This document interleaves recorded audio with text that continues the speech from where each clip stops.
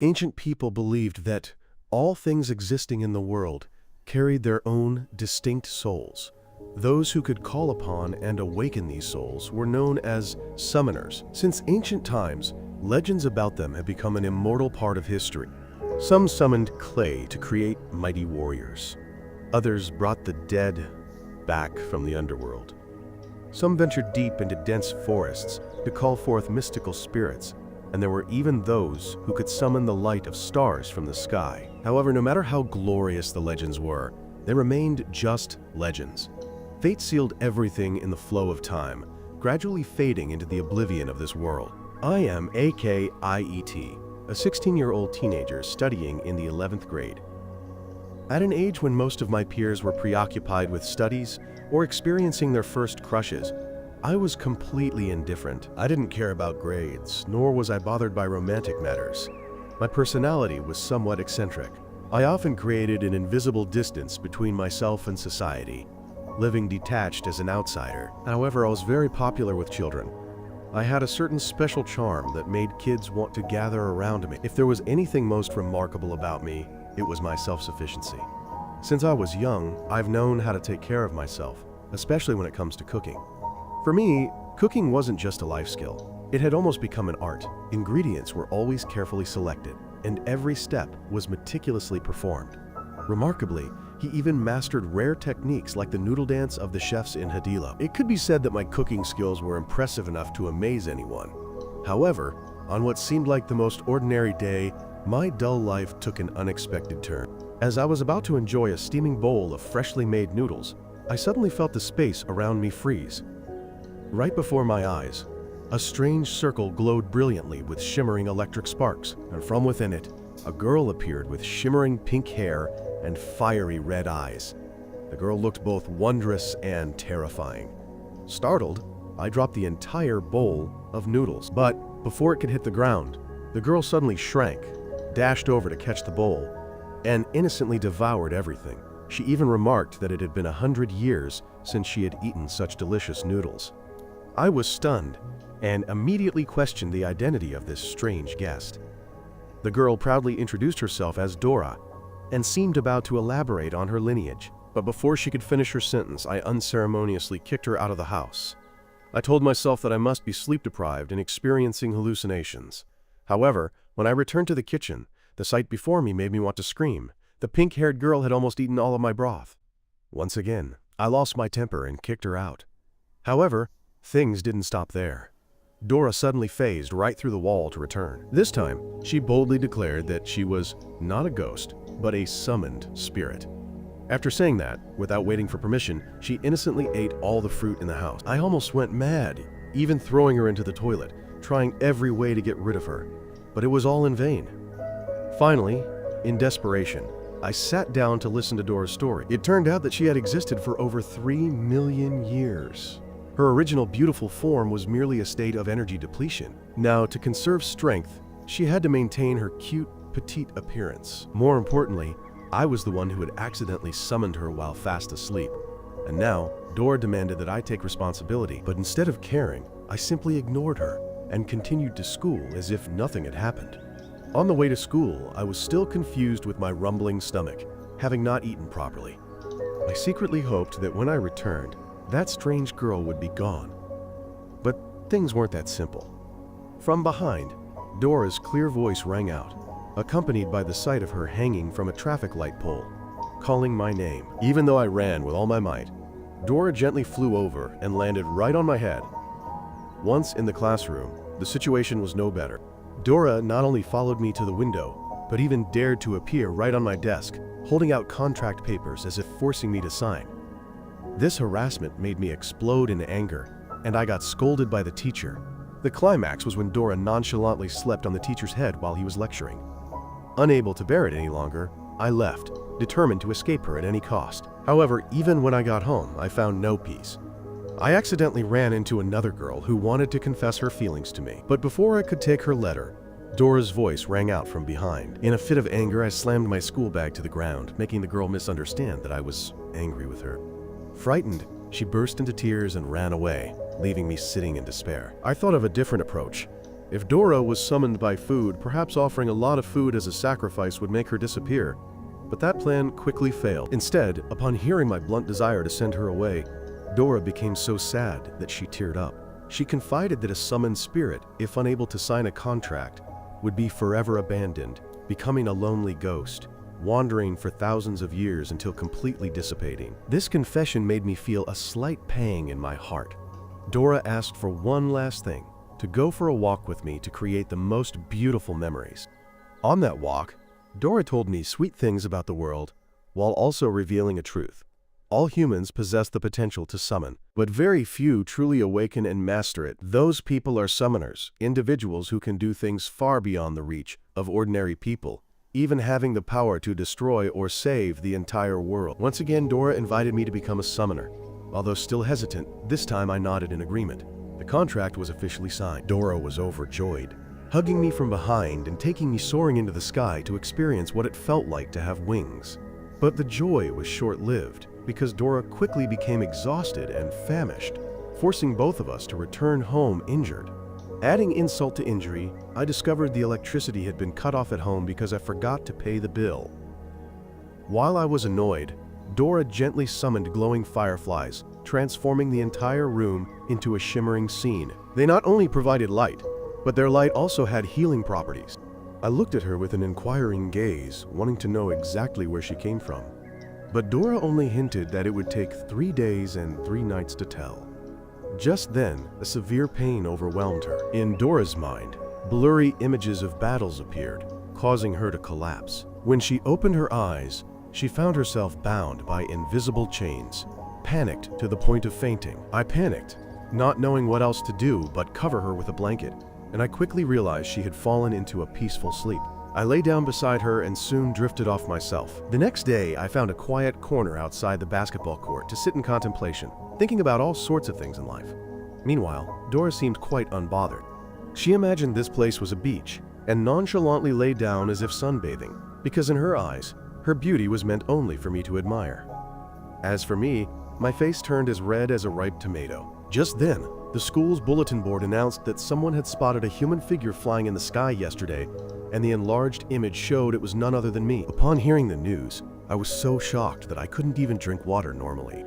Dora, on the other hand, remained calm, reassuring me that there was nothing to worry about, and even nonchalantly asked me to apply sunscreen for her. While she was casually lying in the middle of the basketball court, a strange creature suddenly appeared from behind, approaching her. The moment she turned her head, Dora was half swallowed by it. She frantically screamed for help repeatedly, but I was engrossed in playing Free Fire and didn't notice. Annoyed, she grabbed the sunscreen tube and threw it straight at my head. Only then did I turn around, horrified to see that she had been completely swallowed, with only her bikini spat out by the monster. Enraged, I chased after it, while the monster ran and transformed into a wheel shape to gain speed. Inside its belly, Dora was spun continuously until she was dizzy. I thought to myself, isn't she very strong? Why doesn't she try to escape? The truth is that a summoned spirit, when separated from its master, loses almost all of its power. The monster charged straight into the club fair area, causing me to accidentally run into the brother of the girl whose romantic feelings I had rejected yesterday. When I realized both siblings were martial arts masters, I knew I was in big trouble. However, Dora's faint cries for help forced me to abandon everything and rush off, leaving the two siblings fuming. Dora's voice grew weaker and weaker, making me fear that she might be digested if I delayed. Suddenly, a strange voice rang out, accompanied by the appearance of a stranger. This person seemed to know the current situation well, even implying that I possessed a hidden power. But in the end, he was simply a club member recruiting people.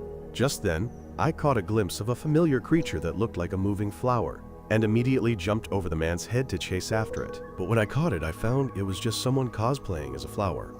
Helpless, I focused on listening to Dora's voice again, only to learn that the monster had taken her to a lively concert. Contacting her at this moment helped her regain some of her strength, but it quickly faded. As I was despairing, an idea flashed through my mind. If the man-eating flower had taken Dora away, wouldn't I be out of trouble? Hearing these careless words, Dora erupted in anger, rallied her spirits, and unleashed all her fury on the monster's belly, making it writhe violently. Thanks to that, I was able to track her location. The closer I got, the stronger Dora's power became, and finally, she burst out of the monster's mouth naked, instantly taking it down, making me recoil in fear. Not only did the monster not die, but it burrowed into the ground and fled, finding a mysterious girl and stopping beside her as if to provoke them. Dora was furious and wanted to continue fighting, but the girl merely turned away coldly, then suddenly teleported and disappeared, leaving both of them stunned. Dora could only swallow her anger. I gently patted her head to comfort her, saying that the person was not an easy opponent. She wondered how I could guess that person was the monster's true form. I simply explained, ordinary people cannot see spirit bodies, so someone who can suddenly attack must be a summoner. Furthermore, when the man-eating flower appeared, no one but us saw it, proving it was a spirit entity. A spirit entity cannot be far from its master for too long, or it will lose its power. Therefore, its true form must be nearby. I also noticed that the girl was wearing a custom-made high-end outfit, indicating she came from a powerful family. More importantly, the earrings with the black rose emblem were the family crest of a prominent clan that owned the school I attend. Therefore, this female summoner's true power must be exceptional. It turned out that I was the target of my school's principal, and that girl was sent to control me. In the eyes of everyone at school, this female summoner was like a goddess, due to her alluring and cold demeanor. Soon after, she boldly walked into my classroom, decisively placed a letter with a black rose on my desk, and left. My friends were all envious, thinking I had caught the goddess's eye, but only I was worried. After class, I was stopped by the older brother of the girl who secretly liked me. He angrily accused me of not only rejecting his sister's affection, but now daring to steal the goddess's heart. Dora, on the other hand, was excited, thinking I had become famous, but I just tried to ignore the gossip and headed towards the forest as instructed in the letter. There I met Meow-O sitting on a tree. We exchanged a few words, and then she left.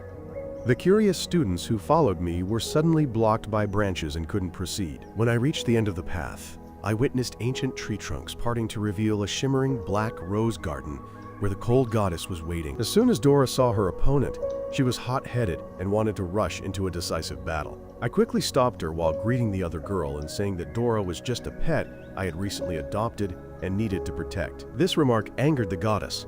She immediately threw a black rose at us without another word, directly ordering her spirit beast to attack. The force from the plant whip lashed both Dora and me, sending us flying. Dora tried to unleash her secret weapon, but couldn't draw it in time. Meanwhile, I endured the eerie silence from the opponent. When the goddess unleashed her ultimate move, Dora still hadn't reacted, forcing me to bravely rush forward. Suddenly, a light flashed, severing the hand of the giant plant. To my surprise, the secret weapon turned out to be an extremely sharp ancient pig slaughtering knife. The goddess remained calm and continued her attack, but Dora and I quickly found its weakness, counterattacked directly, and defeated the monster. The goddess, witnessing her spirit beast fall, showed disappointment, but calmly recalled it. At that moment, Dora suddenly became enraged, throwing the knife directly at her, determined not to let go of this grudge. After Dora charged forward, intending to swing the knife at the goddess, I managed to stop her in time. I clearly understood that if I let her attack, I would be dragged into trouble, making myself a criminal. Furthermore, I realized that the goddess had actually gone easy on us, otherwise the consequences would certainly not be simple. I reminded Dora to look behind her. Hearing this, when she turned around, Dora was so stunned she became like stone. She had to change her attitude, retract her aggressive demeanor, and pretend to be gentle, flattering to avoid further trouble. Not only that, in her confusion, Dora even invited both of them to my house to try the hand-pulled noodles she boasted were delicious. However, the goddess's pet showed an unpleasant attitude, sarcastically remarking that its master would never be like a meaningless glutton. But ironically, just as those words finished, the goddess's stomach growled distinctly, embarrassing her, while the others couldn't help but laugh. Finally, I officially invited the entire group to my house for a meal cooked by myself. It was strange. The two who had just fiercely battled were now sitting at the same table, eating cheerfully as if they had known each other for a long time. While eating, the man-eating flower spoke up, explaining that the recent incident was merely a necessity. That's because the world of summoners is divided into two factions, good and evil, and whenever they meet, they must determine superiority through a battle. It further explained that summoners are also divided into two types. One side consists of guardian spirits, while the other side consists of dark spirits like itself. Its master, that cold young lady, is actually one of the city's protectors. It even complimented me on passing a difficult test. Unfortunately, before it could finish speaking, it was stuffed with a chicken leg by Hana, the cold black rose goddess, and she quickly left. I hurriedly chased after her to the courtyard. Hana introduced herself briefly without beating around the bush, then handed me a black rose, saying that from now on, she would monitor my every action 24/7. This action surprised Dora, who thought I had just received a love confession. But for me, the gift was not a declaration of affection, but rather like a seal confirming I was labeled as a devil, a person whose power was bound by this girl. That night, in a dream, the cat girl fell into a terrifying nightmare that made her wake up in a panic. When she opened her eyes, she found herself on the highest floor of a building, surrounded by countless cats. She took a few steps and then suddenly jumped down in a powerful stance like a warrior. Meanwhile, in the classroom, I was completely surprised when the familiar space suddenly transformed into a chaotic zoo. Dora, having just woken up, was terrified to see the frenzied animals rushing in. They not only destroyed desks and chairs, but also dared to attack the teacher. On the school grounds, all sorts of animals appeared, from ostriches running everywhere to a large panda blocking the exit. On the streets, camels moved in herds as if fleeing danger. Monkeys suddenly played basketball with students, and eagles attacked MCs during live TV shows. The entire city was like a chaotic, out-of-control hybrid zoo. Amidst the chaos, I saw a calm girl walking among the giant animals. I immediately rushed over, pulled her out of danger, and didn't hesitate to scold her, saying that such reckless behavior was no different from seeking death. At this moment, Mayawu also appeared, and I didn't hesitate to grab her hand, wanting to take her home, but received a slap from the cat that startled me. Seeing the girl stick out her tongue to tease me, calling me an idiot, I could only stare blankly. When Dora arrived, she quickly realized this girl was not normal. Meanwhile, on the rooftop, the man eating flour and Hana had identified their target. Hana decided to act quickly, sealing all the animals in an instant. However, the cat girl escaped and vehemently protested, insisting she didn't want them harmed.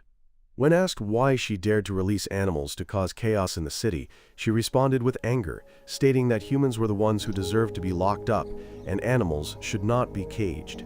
A fierce battle broke out. The cat girl attacked with her claws.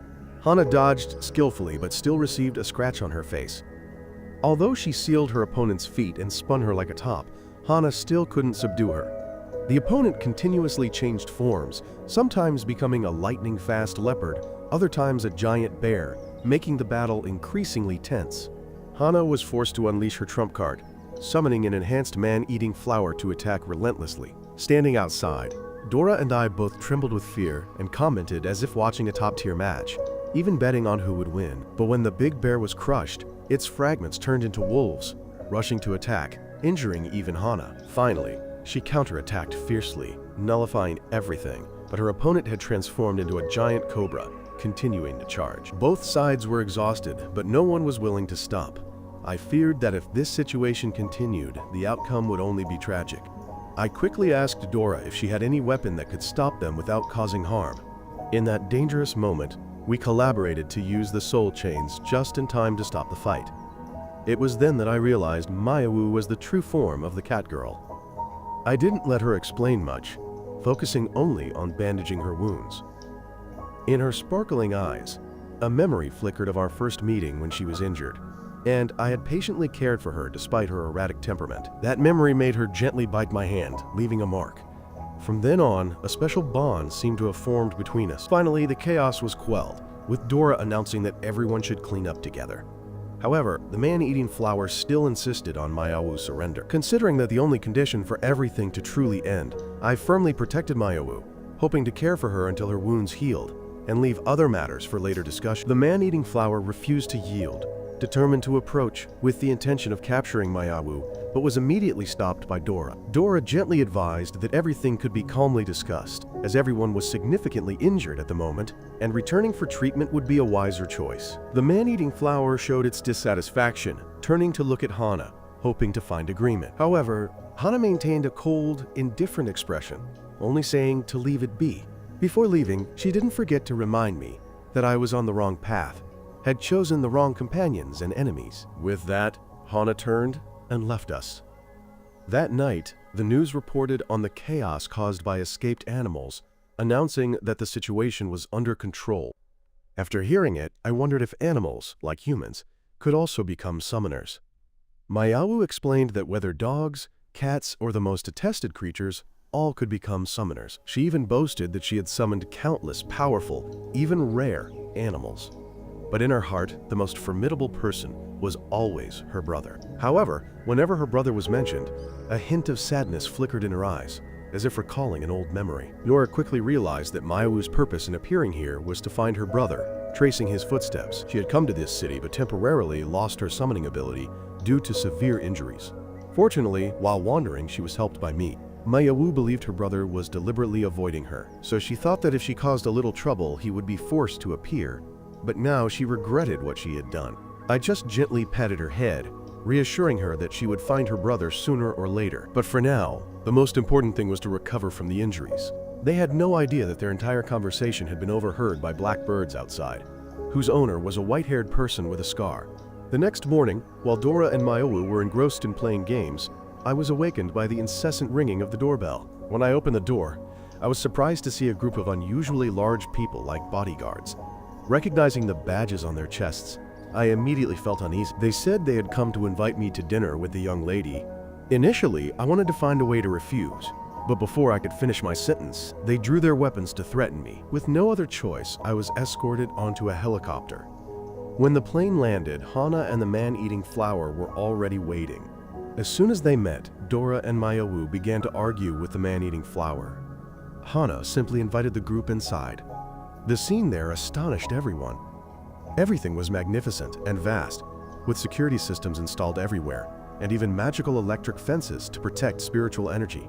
Servants were busy trimming artistic bonsai, and the person I mistook for urinating was actually tasked with watering and fertilizing the plants. This strangeness made Dora and I want to sneak out.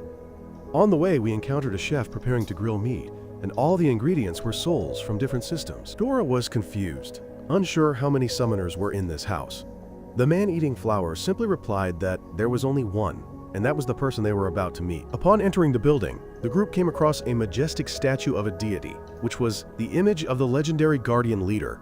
As soon as I stepped onto the stairs, I was surprised to hear a voice emanating from the statue. For a moment, the surrounding scenery vanished, replaced by a desolate area where a blonde woman stood beneath a tree, repeatedly calling my name. I reached out my hand, wanting to step forward, but was immediately slapped hard on the head by Dora, pulling me back to reality.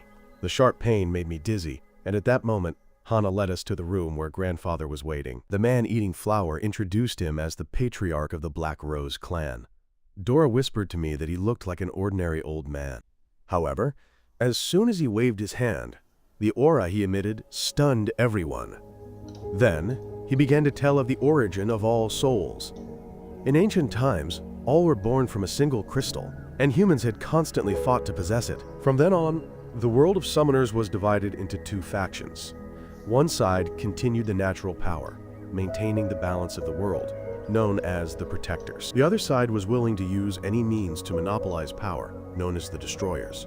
He believed that my group meeting him was destiny, and sooner or later, I would have to choose between becoming a Protector or a Destroyer. When he asked, I hadn't even had a chance to answer before Dora and Mayawu started causing a commotion.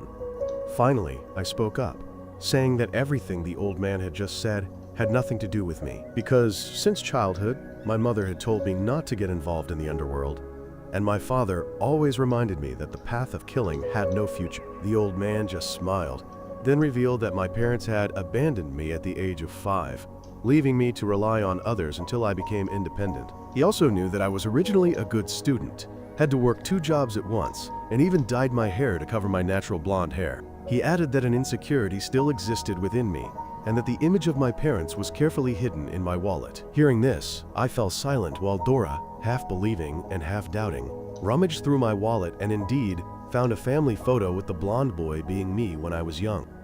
As for Mayawu, the old man also hit a nerve, saying that she was looking for her brother, but that person is now a globally wanted criminal, a member of the Destroyers, famous in the world of terrorism and assassination.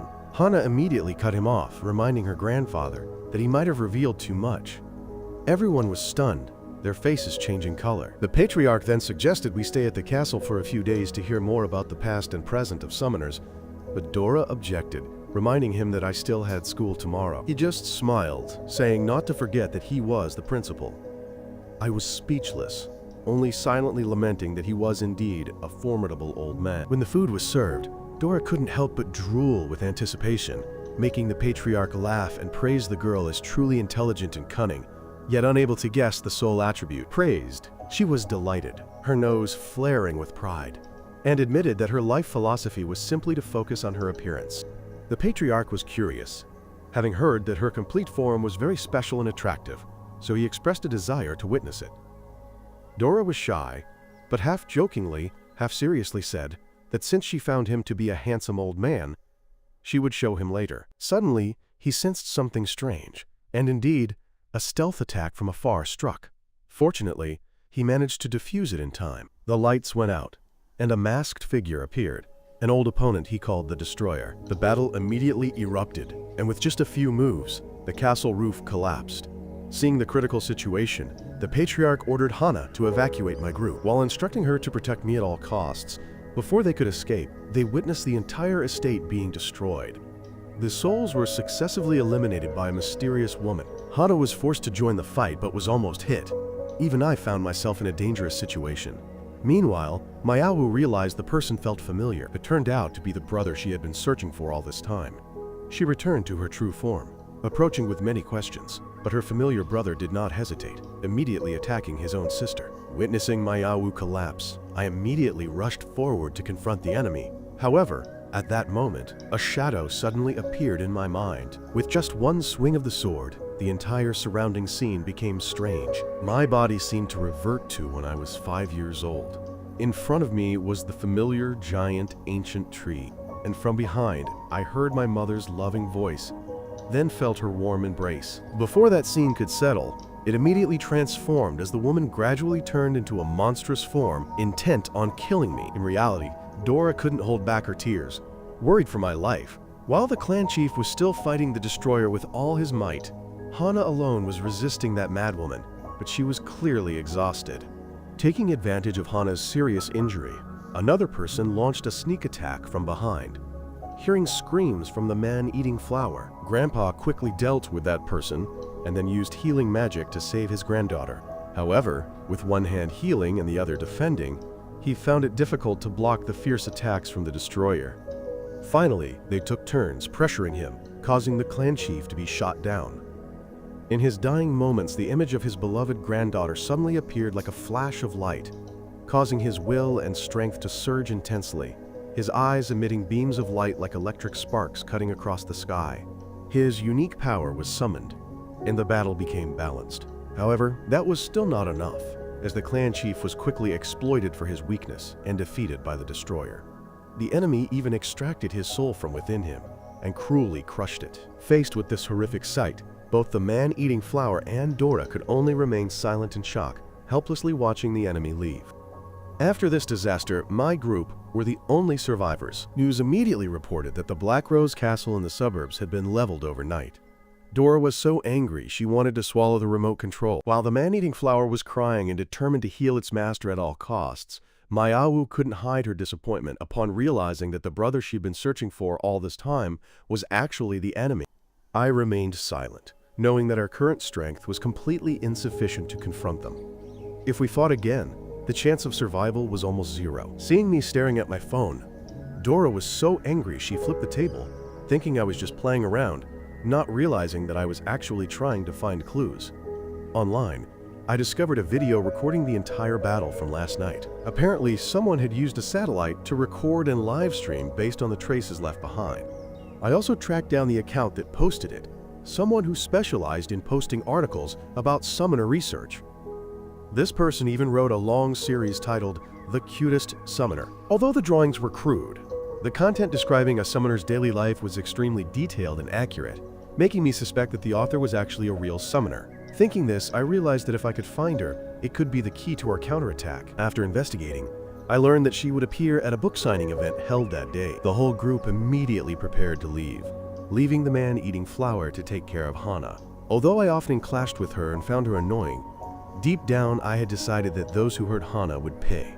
Meanwhile, the railway system announced an urgent notice that trains would not stop at designated stations as requested.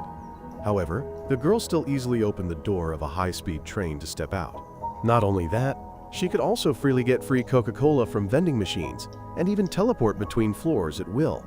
Another strange hobby of hers was turning all the screens on large buildings into images of herself. Maya-Wu recognized the target, while Dora boldly thought that even a brick could bring down that tiny figure.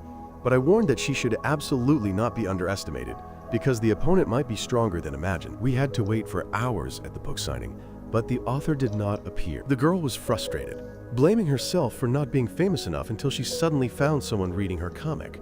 Overjoyed, she decided to offer a promotional sale. Buy one, get 10 free.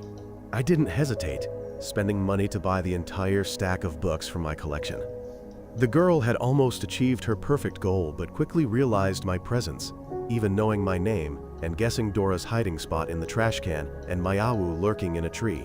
The entire meticulously planned scheme of the group thus collapsed miserably. Upon meeting, Dora immediately held a knife to the girl's throat, interrogating her about a series of issues, including unrelated questions like her bust size or ID number. Finally, she received a heavenly punch to the head from me. The girl introduced herself as Stan, calmly answering all questions, even willing to reveal her home address and ID number.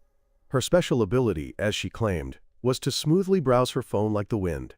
Initially, the group underestimated this strange talent, but after hearing Stan reveal that last night's destroyers were not 5, but 7 people, everyone was stunned. Curious, Dora immediately snatched the phone to try it, then was surprised to see countless data from surveillance cameras inside, to the point of exclaiming that whoever owned it was no different from a perverted stalker. Maya-Wu eagerly came closer to see, but even more surprisingly, the phone also had the ability to emit warning beeps, and could even automatically call the police if the danger level increased. Just as Stan was explaining, it emitted a signal, and shortly after, a violent explosion almost sent the entire group to heaven. Stan quickly analyzed, reporting that the area around them had 60 civilians and 4 suspicious targets under alert. Upon realizing the enemy was only a few hundred meters away, she immediately ran for her life, forcing the group to follow.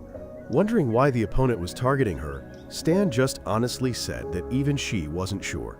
They could be Russian arms dealers, American intelligence, or even Cambodian frog scammers. Any possibility could happen. Hearing this, Dora could only be speechless at this girl's reckless personality. Stan added that the stronger you are, the more enemies you have, and that was the reason.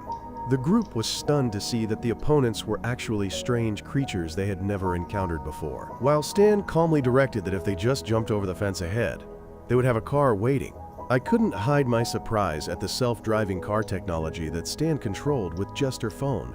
Meanwhile, Dora, sitting in the back seat, frantically announced that the enemy was hot on their heels. Based on the software Stan used to scan, plus recognizing the opponent's insignia, everyone immediately knew they were destroyers. Dora was so worried she thought the entire group would soon die. But Stan brushed her off, telling her not to have false hopes because she was their real target. It turned out that Stan had infiltrated the destroyer's headquarters server and was detected. Since then, they had been secretly monitoring her for months. Hearing what Stan said, I began to look at her differently, but Stan herself seemed unconcerned.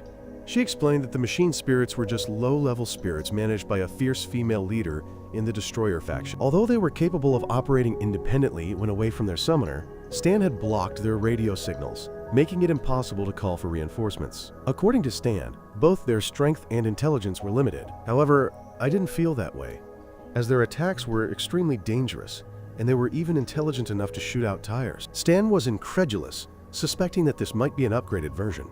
In the tense situation, Maya-Wu and Dora were tasked with confronting them head-on, but both of their attacks were easily dodged. Only with Stan's coordination did the group manage to take down one of them. But behind it, a whole swarm of machine spirits appeared, chasing them at terrifying speed. They quickly surrounded the car, continuously firing non-stop. Fortunately, I managed to create a holy shield in time to protect the group, but the enemy immediately switched to heavy firepower, almost causing me to lose control. Stan could only mumble prayers at this point, hoping they didn't bring explosive weapons. As soon as she finished speaking, the enemy showed off their heavy arsenal. Fortunately, the bullets went astray. The group thought they were the target, but then realized the enemy was aiming to destroy the road ahead. In an instant, their car plunged down the cliff. Dora quickly spread her wings to save them, but due to the excessive weight, her body quickly shrank, causing everyone to fall to the ground. As soon as they landed, The machine spirits surrounded them from all sides. The group was almost desperate, thinking they could only surrender. But thanks to Stan's special ability, she immediately found the nearest car with her phone. It was a giant truck that she controlled to crash into all the mechanical souls, leaving everyone gaping in amazement. However, the enemy was not completely destroyed, forcing Stan to seriously exert all her strength. The giant vehicle suddenly transformed, becoming an incredibly powerful weapon in her hands. In just a few moves, Stan overwhelmed and won. But then, a strong smell of oil wafted up, making Stan realize her beloved vehicle was leaking fuel and about to explode. In an instant, she was thrown dozens of meters away, falling with a painful thud. At this moment, her wig fell off, revealing her true appearance, making me suddenly remember that this was the eccentric guy the first had met during club activities. Dora immediately grabbed the wig to examine it. Then, together with Mayawu, they unanimously scolded him as a pervert. Stan's face flushed as he explained that the disguise was necessary to become a summoner. Then, I extended my hand, inviting Stan to join the team, hoping he could be our supporting eyes. Stan found accompanying my group very interesting and agreed. Afterwards, he led the entire group to his mobile base. There, Stan showed us a special map, the result of years of satellite observation, recording all spiritual wave activities on the Earth's surface. On the map, green dots represented unawakened summoner souls, while red dots indicated destroyer activities.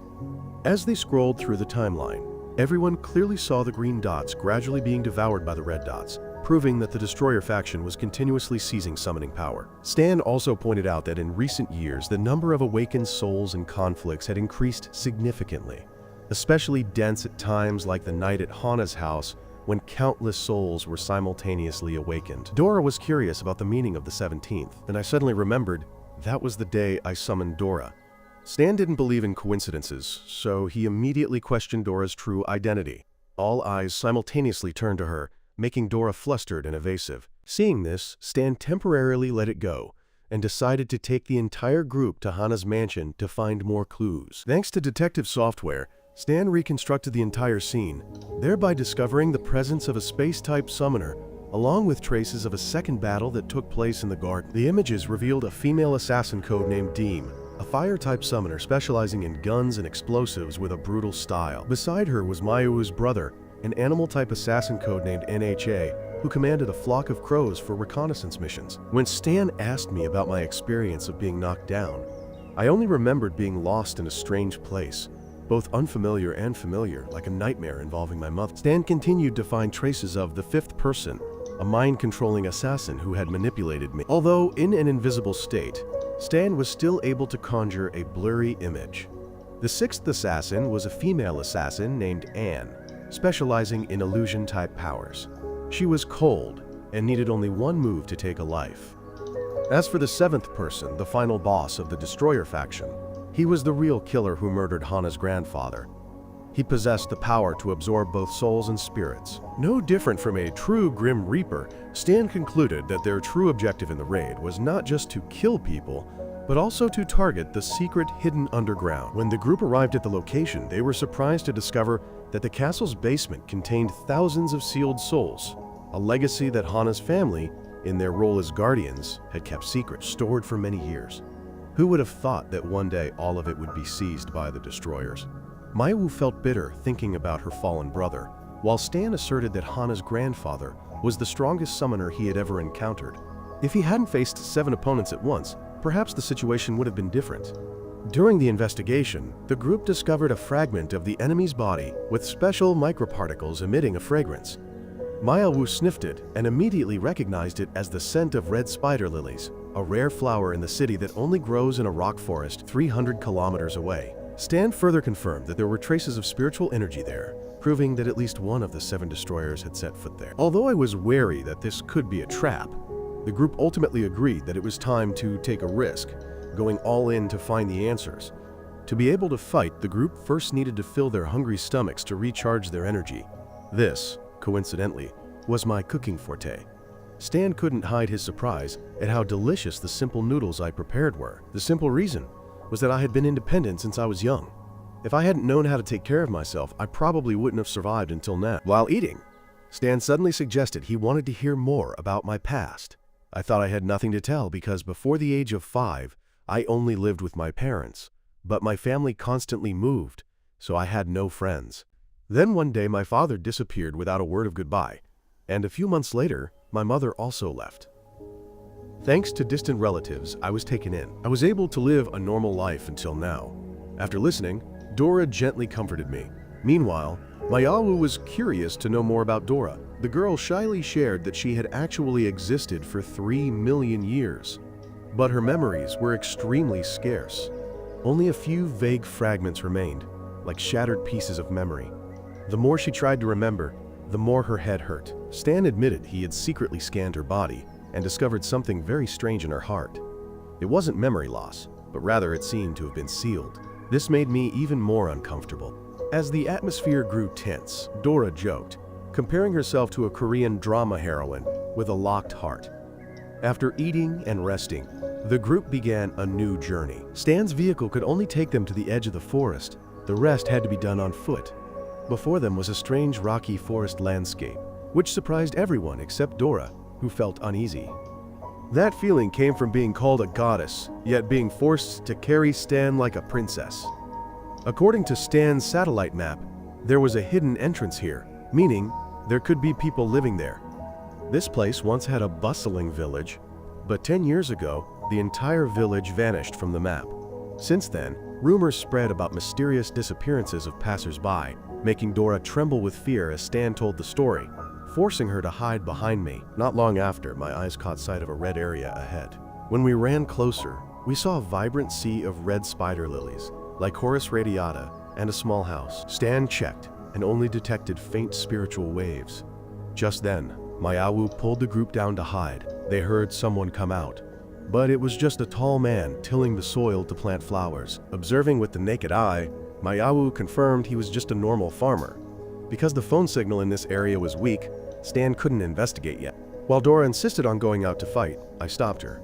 When the man finished his work, he quietly went inside to prepare a solitary breakfast, but the scene portrayed peace. Mayawu then felt the oppressive weather, guessing that a storm was approaching, and urged everyone to act quickly. Dora, busy lounging around, was suddenly startled by a small field mouse, revealing their plan. The man even waved, inviting them in, so I decided to lead Dora in first.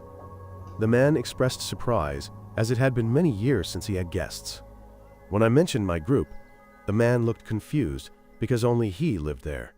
Dora checked and confirmed he was not a summoner, so being exposed at this moment was due to the mouse, not her fault.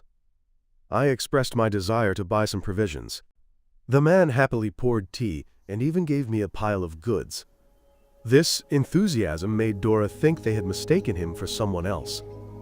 The man spoke of his lonely life here, with few passers-by, so having guests today made him talk a lot. A gentle breeze passed, making the scenery even more beautiful. The sea of spider lilies here was grown by his own hands. Many years ago, the land was nothing but wilderness. The villagers had worked hard to cultivate the land, but only reaped bitter fruit. There was an innocent girl who believed that fresh flowers could bloom on black rocks. But after countless attempts, all failed. When she passed away, the man was determined to continue her wish. Heaven and earth seemed moved. Flowers gradually began to grow, from 1 or 2 blooms until, after 10 years, the place transformed into a vibrant sea of flowers. Hearing this, I realized that girl was the man's first love. While Stan was still investigating, Mayawu discovered that the storm had arrived with strong winds approaching. I urged the man to take shelter, but he stood still with a purple face, muttering about the flowers. It turned out the whirlwind was destroying the sea of flowers he had painstakingly cultivated. His anger erupted, tearing his shirt towards the sky. At the same time, Stan checked the man's body and immediately told everyone to act because he had been possessed. The man was in pain, as if crying for help, but couldn't speak. Then he gradually transformed into a destroyer. He knocked me away, and Mayawu rushed in, but it was ineffective due to the thick body layer. Both Dora's and my knives and swords shattered, leaving us confused. Dora had a more powerful weapon, but needed to coordinate with me to summon it. Mayawu was impatient, attacking fiercely, but was grabbed by the leg and slammed to the ground, severely injured. The destroyer began to advance towards Dora and me. At this distance, Stan's equipment was completely useless, but he bravely stood up to block the way and buy time. Stan confidently called him Lei, an earth element summoner. As soon as he finished speaking, he dodged a devastating punch and teleported behind him. He extracted data, revealing his true name was Maju, 26 years old, suffering from brain damage and multiple personality disorder, and also a cold-blooded international criminal. Those words seemed to provoke him, making him furious and blowing Stan away. At that moment, the sky rained down a shower of white human bones, hitting my head and confusing. Beneath the sea of flowers, countless human remains, from old to young, were buried, making me understand why the village had vanished. Stan felt the situation worsening, urging me to act quickly, but I stood still. Then, a sudden power surged within my body thanks to Dora's transmission. With that power, I launched a fierce counterattack, gradually overwhelming the opponent. After successive attacks, I finally delivered the finishing blow, breaking through the layer of rock that covered the man's body. Stan urgently told me to quickly destroy Maju's core, considering it the end of everything. But contrary to expectations, Maju gave a bitter smile, wanting to leave them a final dying wish. He said he truly deserved to die, but absolutely couldn't die so simply because if they killed him, everything afterwards would become much worse. Since birth, Maju had carried a terrible curse. He was possessed by a demon, which he called a parasitic soul. That monster took blood, flesh, and even human brains as nutrients, step by step, gnawing and invading his body. When he was born, his mother died in childbirth, and his father also collapsed and committed suicide a few years later. The entire village regarded Maju as a disaster, a monster living in the normal world. He grew up in ostracism, being beaten, locked up, and then thrown behind the mountain to be left to his fate. Everyone thought he would starve or freeze to death, but with a strange will, Maju survived, eating dirt and rocks to exist. In the darkness of despair, he thought he would never be considered human until the day he met a little girl. The little girl's name was Awa, possessing a pure, innocent, and kind soul.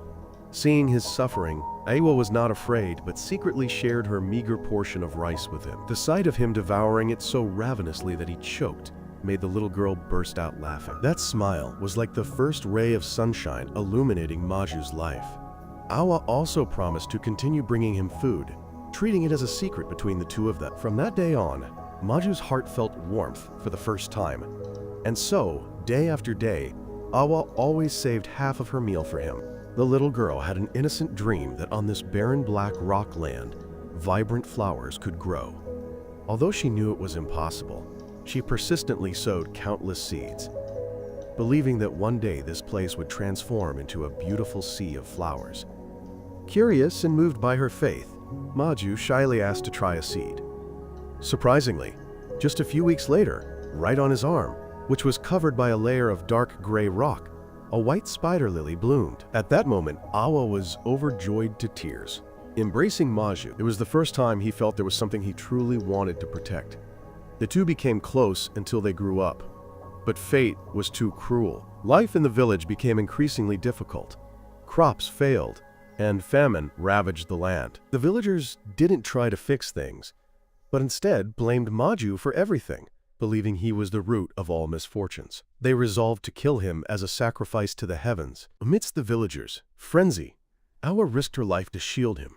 Despite being beaten, clubbed, and even repeatedly stabbed, she held on tight to protect him. The final stab pierced her body. Blood from that frail body stained the newly bloomed white spider lily red. The moment he watched Awa take her last breath, Maju's heart felt like it exploded. The anger, pain, and hatred accumulated over many years now erupted violently, and the parasitic soul within seized the opportunity to escape, merging with the animosity, transforming him into a true monster. The chains binding him were torn apart, and then the entire village was engulfed in a sea of blood. All that remained were tragic screams, vengeful spirits, and a Maju cradling Awa's body. Crying miserably, he placed the blood-stained spider lily on her chest as a final farewell. From that day, blood and flesh mingled with the black earth. On the piles of bones, countless red spider lilies gradually grew, forming a sorrowful sea of flowers. But Maju's heart had decayed. He both regretted and blamed himself for killing the only girl he wanted to protect. He knew his sins were unforgivable, deserving death 1,000 times over. But he also understood that once he disappeared, the parasitic soul would escape and unleash an even greater catastrophe. The chain on his chest was not a core, but a temporary confinement, locking the evil soul within his body. Before he could finish speaking, soul waves erupted around him, more intense than anything Stan had ever recorded. The distant destruction organization also felt that shock, immediately summoning all remaining members. They understood that my group had accidentally broken the seal, unleashing this cursed monster. Recalling the first day they met Maju, when he was just a man kneeling in a sea of flowers in the rain, crying like a child, they took advantage of him, binding him with chains to control the parasitic soul. Now that the chain was destroyed, Maju's heart stopped beating. His body became an empty shell without a soul. While the true monster had escaped, it screamed and attacked my group madly. Mayawu was the first victim, taking a fatal blow, then falling to the ground in his true form. Stan was also knocked away, severely injured. I rushed forward to counterattack despite everything, but its defense was too formidable. Even Dora's and my enormous combined sword blades shattered completely. I fell, covered in blood. In a daze, I saw a virtual space where an entity was tightly chained. As I unconsciously touched it, the chains shattered and a cold light streamed out. In reality, the monster had approached behind Dora and me. Its enormous fist was about to strike. Dora, though exhausted, still rushed forward to shield me. That image coincidentally matched the memory of Awa in Maju's heart, causing a final flicker of consciousness to ignite in his deep soul. The monster froze, tears streaming down, but its aggressive instincts still made it swing its fist.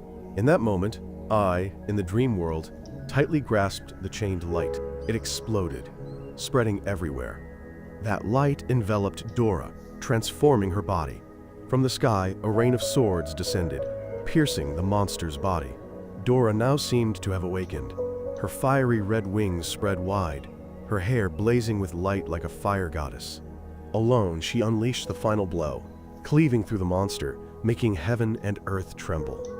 Sunlight gradually shone down, dispelling the darkness. I woke up in Dora's arms, staring at her as if she were a living goddess. Seeing Stan and Mayawu still alive, I felt relieved and smiled. The final battle was finally over, but Maju truly could not have survived. I bent down, picked up a handful of black earth, and sprinkled it on the man as a farewell. Just then, the destruction organization arrived. Seeing only a cold corpse, they were extremely enraged. The leader stepped forward, using his power to read memories from Maju's soul. After understanding the whole truth, he placed a red spider lily on Maju's chest, sighing as if in empathy, believing that from now on he would no longer suffer. Dora and Stan quickly helped Mayawu and me return to treat our injuries. Just when they thought they could relax, Stan's phone suddenly rang, warning of an extremely powerful psychic wave approaching. The whole group immediately trembled in fear because they understood this was not a normal sign. Just a few seconds later, a woman appeared, teleporting directly to the car. She swung her hand as lightly as wind, but the result immediately split the entire car in half. In a daze, I slightly opened my eyes, immediately sensing the presence of a destroyer. The opponent showed no mercy, disregarded their heavily injured comrades, and coldly killed both Mayawu and Stan right before my eyes. The next target was me. They used spatial slashes to bind my body tightly, suspending me in midair. Dora's desperate cry echoed, but I was no longer conscious enough to respond. When I opened my eyes again, I realized I was drifting in a mysterious, strange space called the Time Rift. I wanted to speak, but found myself completely unable to utter a single word. A mysterious man appeared, casually stating that I was dead, that all my comrades had been massacred by the destroyers, and their summoned souls and memories had been drained. Anger mixed with pain made me punch through the illusion in front of me, blaming myself for not being strong enough to protect everyone. The man suddenly revealed that he would give me 3 minutes to change everything. When he took off his hood, his face appeared, shocking me as I realized it was my father, who had disappeared when I was young. He only had time to say that after everything was over, he would wait for me at the demon forging furnace. Then, a brilliant light enveloped my entire body. When I opened my eyes again, I found myself truly back 3 minutes earlier. Although injured, I stood up, instructing my teammates to prepare carefully because the destroyers were coming. Just as predicted, the woman appeared again, performing the same move to cut the car in half. However, this time the car was empty, only hiding a timed bomb inside. My team had moved to another car. Stan's device reported that the bomb had exploded and taken down one enemy, but also warned that they didn't have much time left. The destroyers would surely pursue them. I immediately told the whole team to go back and find Hana, but upon returning, they only found a letter left on her pillow. Stan anxiously looked at his phone screen, which clearly displayed 2 pieces of information. The bad news was that the destroyers were only 2 kilometers away from them. The good news was that he had borrowed Hana's plane. This special plane had the ability to hide traces, at least temporarily helping them escape. After settling down on the plane, I opened the letter Hana had left, reading that she would wait for us at the demon forging furnace. That name made me extremely puzzled, because it coincided with the place my father had just mentioned. Maya Wu also found it familiar because when she was looking for her brother before, she heard he had once set foot there to train. Stan was like a living encyclopedia, explaining that the legendary demon forging furnace was the ancient sanctuary of the summoner world, considered the greatest arena of primitive times. Only those who passed the trials there could transition from apprentice summoner to true summoner. Not only destroyers, but even Hana's grandfather had trained there. Stan recalled that deep within the forging furnace lay a source of spiritual energy and priceless treasures. But the transmitted documents were too scarce, so the exact location had almost been forgotten. As I looked closely at the coordinates in the letter, I realized it was pointing to that very place. Stan double-checked and confirmed that the distance to it was over 7,000 kilometers, which meant about 7 hours of flight. After discussion, the entire team agreed to go straight to the demon forging furnace to try their luck. The flight lulled them to sleep until Stan woke everyone up. A terrifying scene unfolded before their eyes. Giant whirlpools in the sea, an area known as the Dead Sea. Over the years, countless planes and ships had disappeared without a trace here. Stan was excited, believing that the legend was indeed true, that these whirlpools were created by ancient summoners to hide barriers, separating ordinary people from the secret land. After a few dizzying and blurry minutes of passing through the storm, they were surprised to see the landscape change. Before them was a lush island, like an earthly paradise. Dora even joked that she wanted to jump into the sea to cool off. But the unease in my heart did not dissipate. I frowned slightly and Dora came closer to reassure me, but the whole team was startled to realize that the destroyers had managed to follow them all the way here. The woman swung her sword, cutting the plane, causing the whole team to fall freely.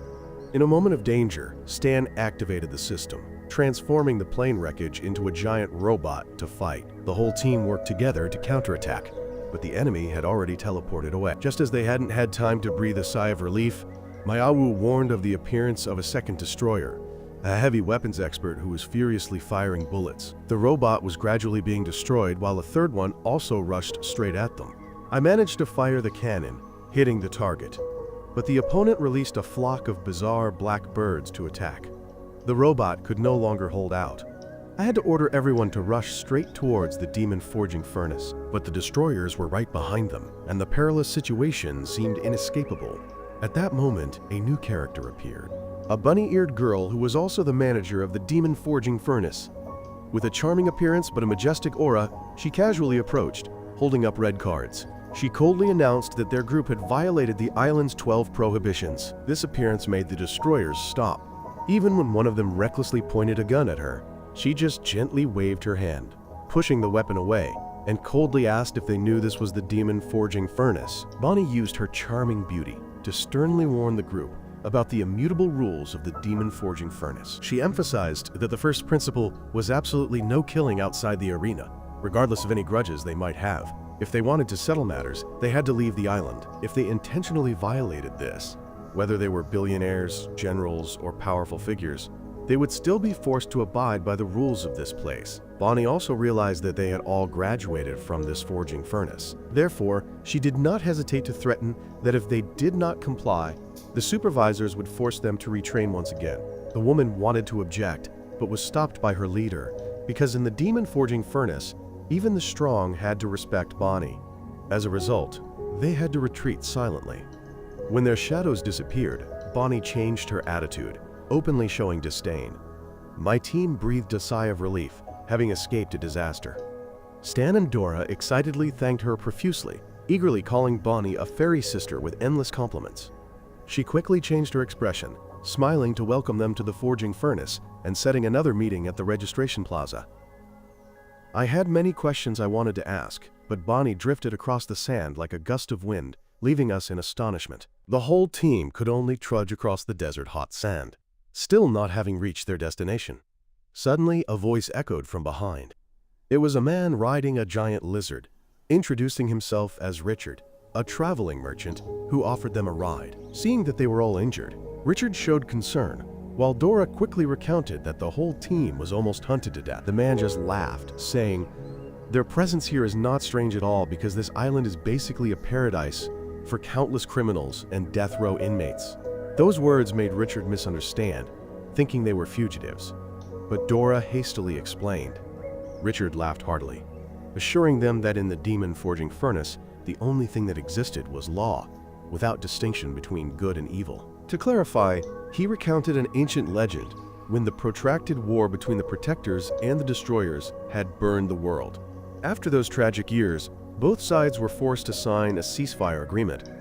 Summoners joined forces to create an island separate from the world. Since then, all conflicts have been brought into the arena to be resolved fairly according to the law, while killing is strictly prohibited outside the arena. Richard likened the demon forging furnace to the Olympic Games of the summoner world.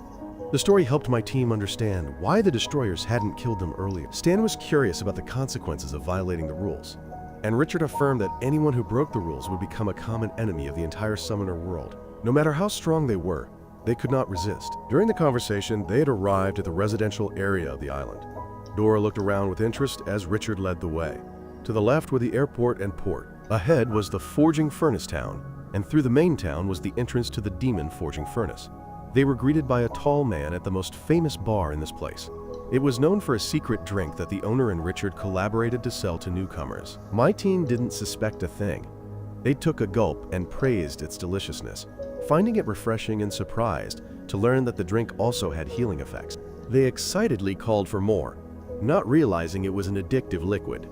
When it was time to pay, they were horrified by the exorbitant price, but Richard pretended to be generous and lent them money. After that, he continued to take them on a walk around the forging furnace town, a bustling place with all kinds of shops and full of summoners. Stan enthusiastically took souvenir photos, and the whole team stopped at a clothing store. Seeing their tattered clothes, I agreed to try shopping, but once inside, they were overwhelmed by the luxury. Stan was captivated by a Lolita dress. Mayawu admired cat-themed clothing, and Dora noticed lingerie.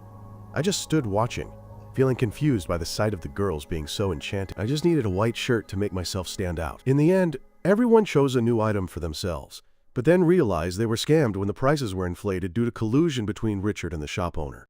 However, the whole group was still happy, thinking they had met a kind benefactor. By evening, they were at the registration hall of the Demon Forge. The scene was magnificent, crowded with all sorts of people, and on the high platform was Bonnie, the benefactor who had saved them. The atmosphere was as vibrant as a concert, making my group cheer along. Bonnie announced that everyone could choose one of 4 gates to register, but to enter, each person had to pay a colossal fee of 2 million. That number struck the entire group like lightning. At that moment, Stan calmly paid first, making Dora wonder where he got so much money, while Stan just chuckled, saying he had just hacked the accounts of a few Mexican drug lords. After speaking, he left his teammates behind and went inside, leaving the whole group bewildered. At this moment, a muscular guy spoke up, mocking them for being poor and telling them to stand aside.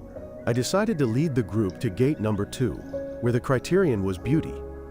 Dora easily passed due to her hot figure, even linking arms with me, calling me master, which made me flustered. Mayawu also tried, but was severely criticized for her appearance, so she switched to gate number 3 for a physical fitness test. In an angry mood, she threw a powerful punch and was unexpectedly accepted. Inside, she was still upset, so I had to comfort her. They were surprised to see Richard also present. When asked which gate he chose, Richard frankly chose gate number 4, meant for reputation, where celebrities, politicians, and even former heads of state gathered.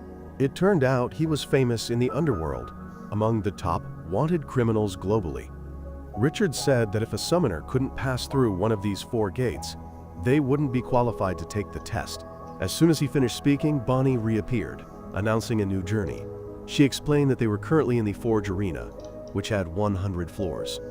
Every 10 floors would have a checkpoint, and if they failed, they could only return from that point. Although the initial floors weren't too difficult, they were enough to make many contestants give up. Richard had been challenged for 5 years, holding the highest record on the 9th floor. Hearing this, the entire group couldn't hide their astonishment. Dora enthusiastically declared that she wanted to conquer all 100 floors, making everyone burst into laughter. Soon they were taken to the 1st floor, which was a luxurious hotel reserved for contestants to rest for free. As soon as she smelled food, Maya-Wu quickly ran in that direction. The first elimination round would officially begin tomorrow, but many veteran contestants knew well that the competition had already truly started at this very moment. According to the veteran contestants, the judge on this floor was a world-class trapmaster who enjoyed torturing and tormenting unlucky contestants. It was said that he once poisoned food, causing hundreds of people to suffer from diarrhea simultaneously, forcing them to quit. Even more terrifyingly, he once released countless monster-blooded leeches into the bathtubs, causing chaos throughout the night. However, my group was still happily in the swimming pool, completely oblivious. Seeing me sitting silently in a corner, the group wondered why I wasn't changing into my swimwear. Actually, I was only 16 years old and not used to bathing with others, especially with a soul cat and a disguised person, which made me shy and keep my distance. This distance made them feel disregarded, so they ganged up to tease and confront me. Just then, Bonnie's image suddenly appeared on the Forge's TV screen. She introduced herself as the one who would tell them about this arena, emphasizing that the strongest warrior currently was Hana, along with her companion, the man-eating Lucan flower. According to Bonnie, Hana had advanced directly to the 11th floor, demonstrating superior abilities, becoming a new star, and even being regarded as a goddess by many. When my group heard this news, they confirmed that Hana was indeed in the Forge, and her progress had far surpassed what it was before. Therefore, the whole group also understood that they had to fight seriously. After thoroughly washing, everyone returned to their rooms to rest. But the veteran contestants still whispered that the most interesting part was just beginning. Indeed, that night, while Dora and I were fast asleep, strange sounds suddenly echoed in the room. All the walls slowly closed in, and both the door and windows were sealed shut. Dora eagerly pulled out her pig slaughtering knife to break through, but after a few slashes, the door remained unharmed while the blade shattered. They gradually realized this was a sophisticated trap. Dora tried many different methods as time quickly passed, then suddenly remembered her summoning ability, telling herself she could summon any equipment, and so she summoned a master key to open the door. This allowed them to escape and discover that all the rooms were under attack. When they reached Maya-Wu's room, both were horrified to see a giant green cockroach crawling out. Thinking it was dangerous, Maya-Wu reassured them, explaining that it was just a special form she used to easily escape. Gradually, many others also escaped, from Thai witches to a child with superhero powers. However, Stan was still nowhere to be seen. Looking into the last room, they shivered as they saw blood spilling out. Maya-Wu choked up, thinking to herself that even though Stan only had an M4 and was an eccentric otaku, she truly hoped he hadn't met with misfortune. Fortunately, shortly after, Stan suddenly swooped down from the ceiling, declaring that he had escaped through the ventilation system using his endurance running ability. At that moment, an announcement echoed through the loudspeakers. It was the 1st floor judge announcing that the competition had officially begun. Although the contestants were confused, thinking the scheduled competition was tomorrow when the clock struck midnight, they understood that the game rules had been activated. The task was to survive and leave the hotel. As soon as he finished speaking, a series of explosions rang out with traps continuously being activated. The entire hotel transformed into a volcanic abyss. The floor collapsed, and my group was swept down. Dora had to return to her true form to help me pull everyone to safety. All these actions were observed by the judge through a screen. He sneered, believing that even if they saved the weak, they would fall elsewhere. Meanwhile, many other contestants either tried to fight or were panicked and crying, hoping to leave the game. After countless challenges, my group approached a door marked "Exit," along with warnings that it might be a trap. Reading it over and over without being able to distinguish truth from falsehood, the whole group fell into despair. However, I decided that there was no turning back and recklessly attacked the door. Finally, it opened and led them to the end point of the 1st floor. The clown-nosed judge reported that only 30 people survived, 49 were injured, and 13 had died. Those who had just escaped angrily surrounded him, wanting to attack, but they paid a heavy price, terrifying the remaining survivors. He coldly reminded them that although the Forge's rules allowed killing the judge, they had to know their own limits. Then he snapped his fingers, and countless treasure chests fell for each person. Inside were random spoils. Some lucky ones received gold and silver, while others unfortunately only got an old, unmatched boot. Stan hesitated, mumbling to himself that he would open an orange divine artifact he liked. He chanted so much that it worried Dora. But when he opened it, he only received a pile of heavy mines. The judge announced that the first prize winner was Stan, because his reward was a time bomb that would open the way to the next floor. Thanks to this, all the contestants moved up to the second floor. Upon landing, everyone thought they had fallen into hell, then were suddenly frightened by Bonnie. She then reassured them, explaining that the crazy judge and the traps from the previous floor had disappeared. This floor would be a fair competition, and she was in charge. This test was a speed test. Each contestant had to run 20 laps, and the first 15 people to finish would win. The match was also broadcast live. I felt excited because my father and Hana might see me. Everyone began to warm up. Mayawu was confident in her speed, and Dora was enthusiastic, believing her large wings would overcome all. I was worried about Stan because there were no cars or planes here. But Stan still resolutely declared that he had a way to take first place. While the new contestants were excited, the veteran contestants had already prepared secret weapons in advance. After 5 minutes of warming up, Bonnie announced that the competition had officially begun. When the gun fired, everyone ran as fast as they could. Meanwhile, on the Destruction Organization's side, they were trying to revive the monster inside Maju once again. Because they still harbored resentment and wanted to make me suffer, the leading contestant was Mayawu, who ran at a speed that made the audience think she was a mobile altar. Beside her was a ninja squirrel flying from the north, greeting a million fellow summoners while running. Right behind them were the duo, me and Dora. The MC didn't hesitate to call us an 11th grade boy and his girlfriend romantically embracing, which made both of us blush in embarrassment. I felt the MC was too gossipy, while Dora was shy, but also found it interesting because what she said was accurate. Following them was the Archmage of System 3 riding a witch's broom as if stepping out of a fairy tale. Behind him were the mysterious Poison Master and Jilo, along with many other contestants close behind. Notably, there was also a father-son duo participating, and the special appearance of the famous comic artist Hiro, who had temporarily set aside his work to compete. Although he had concealed his identity, he was eventually discovered by the MC, causing his ardent fans to chase after him for autographs. He had to use his rapid drawing skills to shake them off. This led some old contestants to accuse him of cheating. But Bonnie not only didn't disqualify him, but was also amused, even taunting that a useless old man who couldn't afford to plant trees should go practice more and come back next year. Immediately after, a figure flashed past so quickly that even the MC was stunned, wondering what had just flown by. It turned out to be Stan riding a rocket, who in the blink of an eye had overtaken most of the contestants, even leaving Mayawu far behind. She was very annoyed, curious where Stan got the rocket from. Actually, due to an ongoing military exercise, Stan conveniently borrowed one, thinking they wouldn't notice. During the race, he warned everyone to be careful, because something big was about to happen. Indeed, many contestants left behind suddenly realized a simple truth. They didn't need to run fast. They just needed to slow down others to win. So they started playing dirty, using weapons to take down opponents, even willing to betray friends. As Dora and I ran past, we were shot 6 times. Dora tried to dodge but couldn't escape, forcing me to think of a reckless solution. I flew backward, using my power to counterattack and return the bullets to the shooter.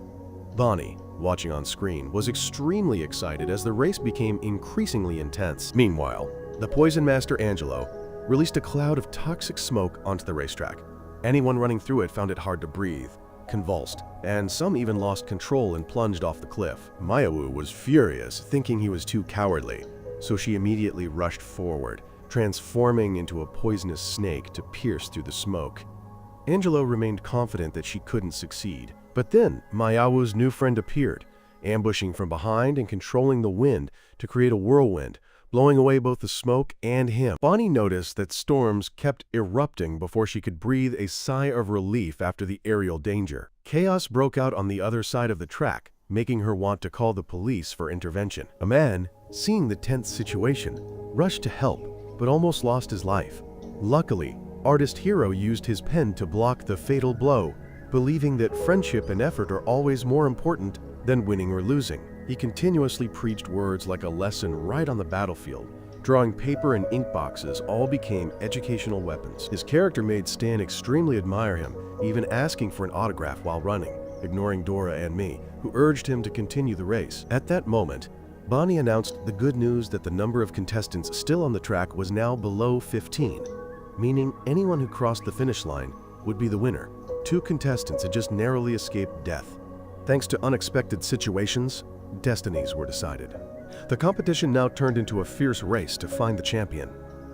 Meanwhile, elsewhere, the destroyers were discussing. They wondered why their boss didn't allow attacking the furnace when each of them had enough power to fight 100 opponents. This girl was explaining that the last time she was stopped by Bonnie, she had tried to infiltrate alone but failed. The arena's gates were closed. She tried many methods, like spatial displacement, tunneling through walls, digging holes, but all were in vain, and she even almost got hunted down by security. Finally, she could only wander around town, taking the opportunity to buy some treasures, including a special old television. The 2 abbots were not very interested in this entertainment, but when the blonde abbot tried, they were surprised to see a live broadcast of the competition hosted by Bonnie on the screen. Mayawu had excellently secured first place on the 2nd floor. I finished second with a difference of only 0.55 seconds, and Hiro came in 3rd. The next scene showed the 3rd floor test with cooking competition rules. I used my specialty hand-pulled beef noodles to conquer all the demanding judges. Mayawu, despite never having cooked before, used her claw skills to prepare a unique, delicious-smelling wild fruit dish. Stan once again demonstrated his technological expertise, inventing a robot that made fresh cinnamon ice cream, delighting everyone watching it cook, the flames outside drooling. After that competition, to help the contestants relax, the 4th floor was designed with a singing test. But the results were unexpected. A beautiful contestant sang so badly that everyone was horrified, even making a baby cry. That cry helped the baby win the title of the loudest champion on the 4th floor. Seeing this, the hot-tempered abbot angrily shot the TV, complaining that the Devil's Furnace looked no different from a kindergarten. Just then, their boss returned and heard the whole story. He realized his teammates were still obsessed with me in the Devil's Furnace. They were angry that the enemy was having fun while they couldn't do anything. After a discussion, the whole group remembered that 3 of them had never been to the furnace. The summoner in the group spoke up, saying that life seemed to be missing a piece.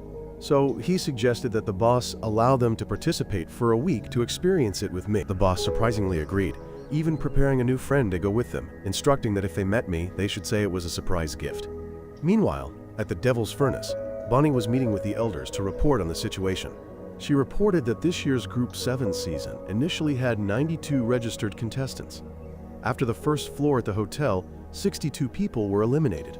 The speed test on the 2nd floor eliminated another 15 people, and no one was eliminated on the 3rd floor. Therefore, by the 5th floor, only 15 contestants remained. The elders judged the progress not bad and advised Bonnie to continue according to the plan. Furthermore, the high-energy wave source she had collected was also substantial. An elder praised her for doing very well and said it was time to begin the sacrifice ritual. They had prepared a teleportation portal leading directly to the 100th basement floor of the Devil's Furnace. There, Bonnie saw the goddess Pandora, the origin of all souls. She placed the sacrifice inside, channeling spiritual energy with the hope of awakening the goddess. In their view, if they could accomplish this, all efforts would be worthwhile. My story ends here. Please make sure you've subscribed to the channel and turned on notifications. Thanks for watching the entire video, and see you again.